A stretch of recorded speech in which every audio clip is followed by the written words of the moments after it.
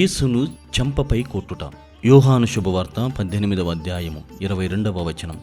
ఒక బంట్రౌతు ఆయనను చెంపపై కొట్టి ప్రధానార్చకునకు ఇట్లు సమాధానమిచ్చుటకు నీకు ఎంతటి సాహసము అనెను. 10 ముందు చెంపపై కొట్టడం చాలా విధారకమైన సన్నివేశం.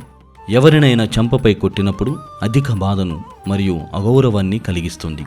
అలాంటి బాధ వర్ణనాతీతం. ఇక్కడ ఆయనను చెంపపై కొట్టినవాడు భారీ కాయం కలవాడు.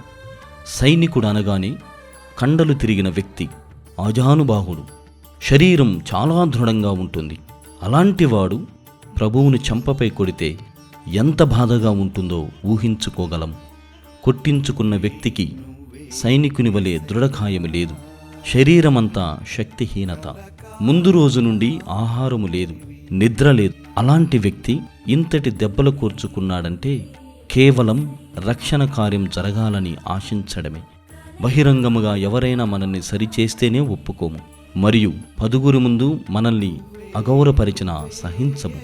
నేటి నవీన కాలములో యువతీ యువకులు బలవన్మరణానికి గురవుతున్నారు. ఏ తప్పు చేయకుండా అవమానపరిస్తే ఇక జీవితాన్ని విరమించుకోవాలని ప్రయత్నిస్తాం. కానీ ప్రభువు వలె జీవితములో గెలవాలని, శాశ్వత జీవితాన్ని పొందాలని చేసే ప్రయత్నాన్ని ఎప్పటికీ విరమించుకోకూడదు. నీ ప్రాణంపై సర్వహక్కులు దేవునివి. నువ్వే నువ్వే యేసయ్యా, కలకాలం నా కాపరివి. నువ్వే నువ్వే యేసయ్యా, కలకాలం నా ఊపిరివి.